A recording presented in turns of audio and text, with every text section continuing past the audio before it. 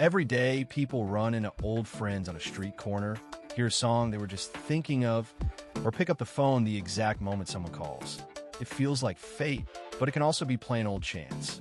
Myth 23 says coincidences don't exist, and that idea makes us hunt for meaning in random stuff and make weird choices.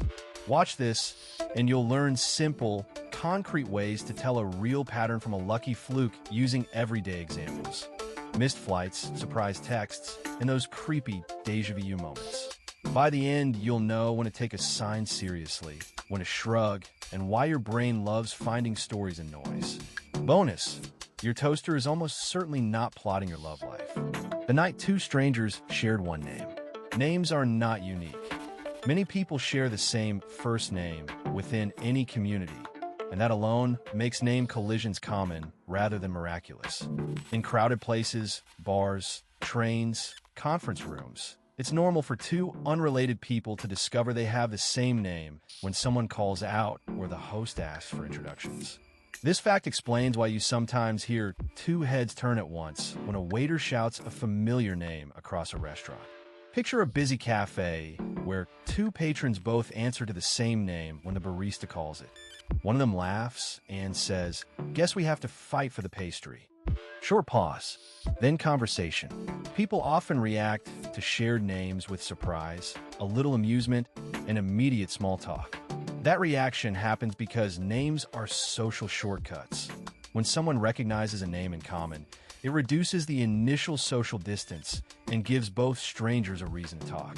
It can be as small as a joke about nicknames or as useful as exchanging contact details for future meetups. Practical reasons make these moments unsurprising. Cultural trends produce clusters of popular names. Families pass names down, and online signups force many people with the same name to add numbers or nicknames. In day-to-day life, you see this everywhere. Offices with two Emilys who go by Em and Emmy, classrooms where teachers assign numbers to same-name students, or neighborhood laundry rooms where a note reads Alex. Your socks are in the dryer, and two neighbors assume it's meant for them. These patterns show that shared names are a natural outcome of social structures, not signs of fate. There is also a predictable psychology behind the laughter and curiosity. Humans look for patterns and meaning, and a shared name is a convenient pattern that feels personal. That feeling can spark instant rapport, even if the only thing in common is a label on a birth certificate. Sometimes it stops at a friendly chuckle. Other times it opens the door to a longer conversation, a business connection, or a memorable story to tell friends. Either way, it's a harmless social moment. So if you and a stranger share a name, hand them a smile, and maybe the pastry. Maps and mirrors, seeing patterns everywhere. Our brains look for patterns all the time because spotting regularities helped our ancestors survive, and it still helps us today. It lets us learn a language, recognize a friend in a crowd, and predict that a hot stove will burn. This pattern detecting skill is useful, but it also makes us see order where none exists. Think of mental maps as shortcuts or models we carry in our heads to make sense of the world. They simplify messy information into something manageable. Mirrors, on the other hand, reflect our expectations back at us.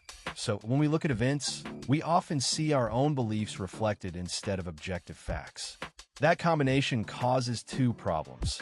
We accept tidy maps, and we mistake reflections for reality. A weather map that omits small clouds still helps plan a picnic, but a mental map that ignores contrary facts can make coincidence look deliberate. Everyday life gives plenty of examples. You notice the same license plate twice and swear the universe is sending a sign, when in fact you simply paid attention after the first sighting. A song pops up 3 times in one day, and suddenly it feels meaningful. Those streaming services often serve similar tracks in a row. Phone calls from an old friend right after you thought of them feel uncanny. But 2 simple reasons explain much of this. People think about many others each day, and our memories keep the hits and throw away the misses. Sometimes our minds even invent patterns inside random noise. A tendency scientists sometimes call apophenia, which just means finding meaning in randomness in plain words. There are practical ways to test whether a pattern is real or just a convincing illusion. Try predicting an outcome before you look for confirming evidence, and write down what you expect. Ask someone with a different math. Another perspective often spots missing pieces. Count how often an apparent pattern repeats over many cases rather than relying on the memorable few. Finally, laugh at your brain a little. It's great at spotting patterns, like a detective on espresso, but without a check, it will stitch stories from loose threads and hand you a plot twist that never actually happened. Serendipity's sweet stories. Serendipity means finding something good when you weren't looking for it. Plain and simple. People notice these little gifts more than the plain moments, so a single lucky encounter stands out in memory. For example, missing a morning bus can be annoying, but if that delay puts you on the same bench as a neighbor who later introduces you to a job contact, the annoyance suddenly feels like a plot twist. Another everyday case. Swapping seats at a cafe leads to a conversation about a hobby you share, and a weekend project blooms into a lasting friendship. These kinds of stories are common because small choices and random events interact with our plans all the time. Brains are built to spot patterns and assign meaning, which helps explain why serendipity feels special. When something helpful arrives by chance, we remember it and often tell the story with delight. At the same time, many ordinary coincidences go unnoticed. If a helpful match happens once in 100 similar days, you remember the one. This is why we can't rely on coincidence to guide big decisions, though we can appreciate its role in nudging things forward.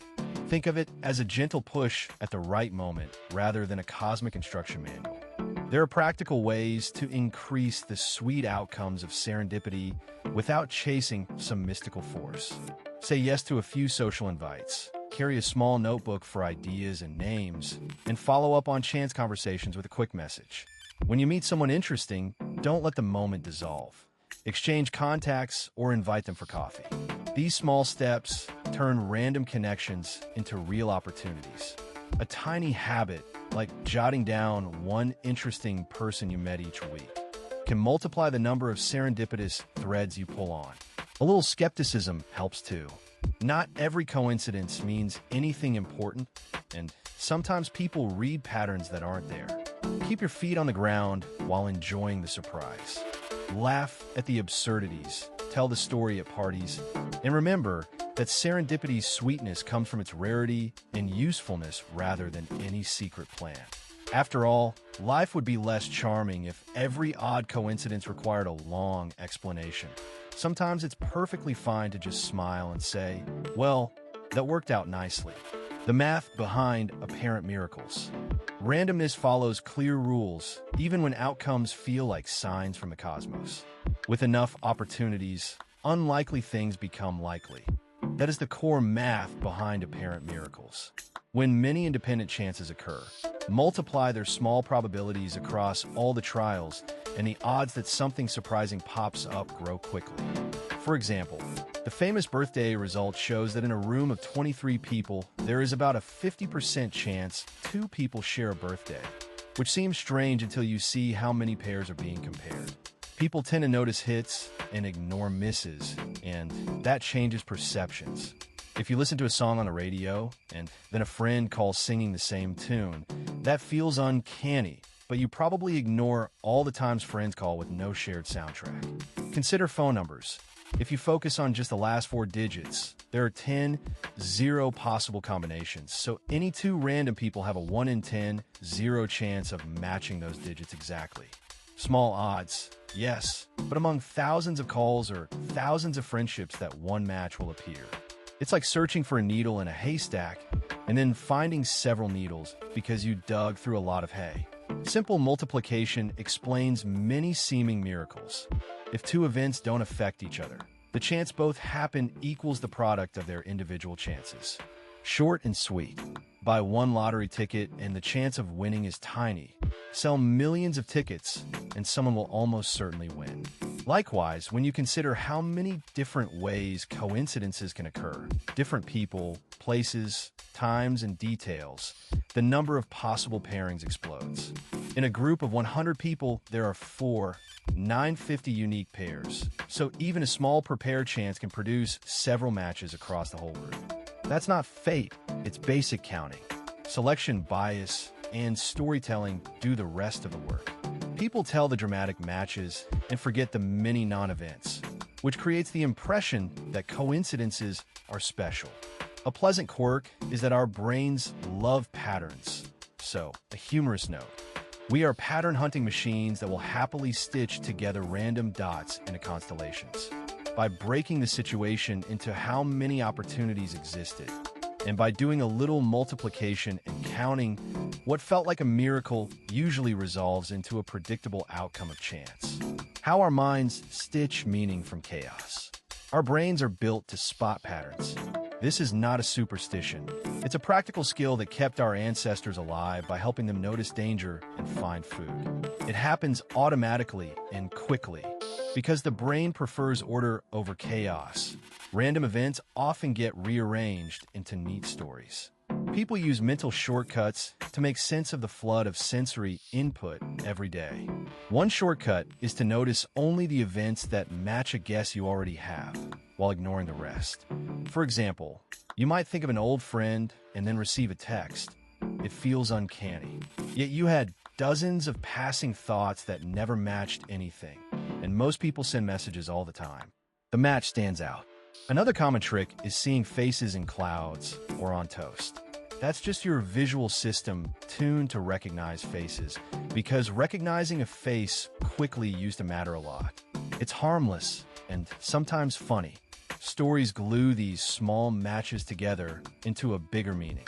Humans prefer cause and effect narratives. So when two things coincide, we often invent a link, a lucky charm, a cursed sweater, a sign from above. This tendency can be useful. It helps us learn from experience, but it also leads to mistaken connections.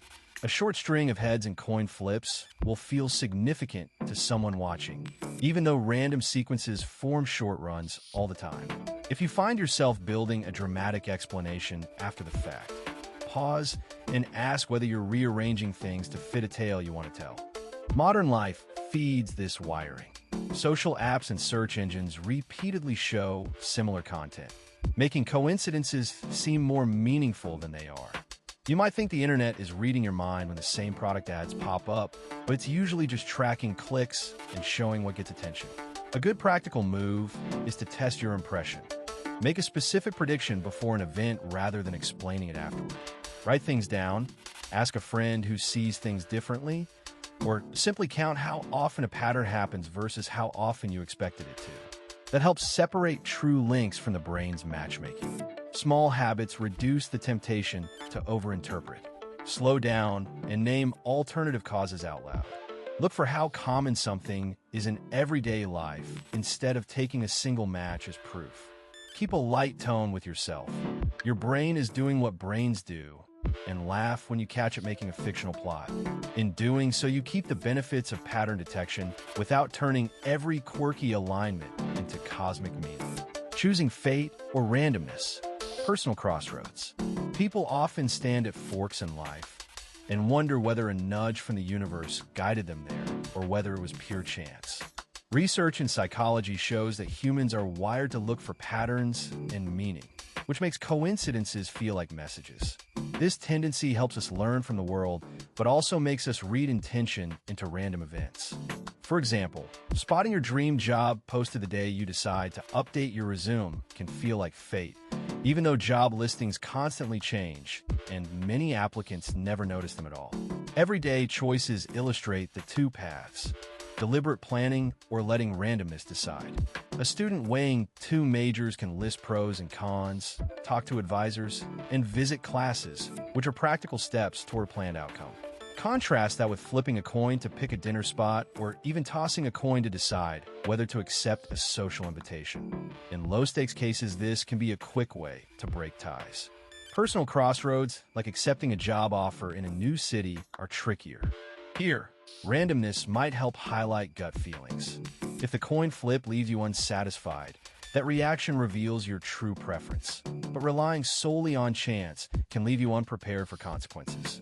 Simple explanations of why coincidences feel meaningful help make smarter choices. The brain keeps tabs on what stands out, like a chance meeting with an old friend right before an important decision, and stores it as memorable. This selective memory makes rare events seem more connected than they are. Think of a runner who wears a particular lucky shirt during a great race. The shirt didn't improve performance, but the runner remembers the win and now believes in the garment. Recognizing this pattern helps you decide where planning matters and where randomness is harmless or even useful. Practical rules can guide the choice between fate and randomness. First, match the method to the stakes. Use evidence in planning for long-term commitments and accept a random tiebreaker for small, reversible choices. Second, add a rehearsal step. Try a short experiment or trial period when possible, like freelancing before quitting a steady job, to learn real-world results rather than trusting a neat coincidence. Third, set decision criteria in advance so that when a coincidental event happens, you can weigh it against clear goals instead of being swayed by the thrill of synchronicity. There is also a middle way that blends intention and surprise. Deliberate plans can include space for serendipity, such as scheduling free weekends for spontaneous projects or networking events where random encounters are likely. This keeps life flexible without abdicating responsibility. If you flip a coin and it lands on the choice you would have made anyway, treat the coin as a confirmation of your own leaning rather than proof of fate. Ultimately, choosing between fate and randomness is about responsibility and awareness. Accept that the mind will seek patterns and use that tendency as information, not proof. Laugh a little when the universe lines up a perfect moment. It makes good stories, but build decisions on clear thinking, experiments, and honest feelings when the outcomes matter. Quick recap. Our brains are expert pattern hunters, so we notice weird matches more than the many ordinary non-matches. That doesn't mean fate is writing notes.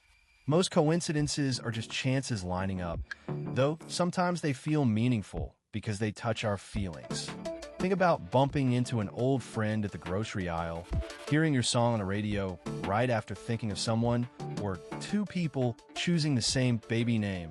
Surprising, not supernatural. You probably had at least one coincidence that gave you chills. That's normal. It's part luck, part how we remember the cool moments and forget the boring ones. If it made you smile, that's worth something, even if the universe isn't conspiring. If you enjoyed this little myth-busting trip, like and subscribe, and share your best coincidence in the comments. First, want to hear the story that still makes you go, wow. Next time, we'll tackle Myth 24.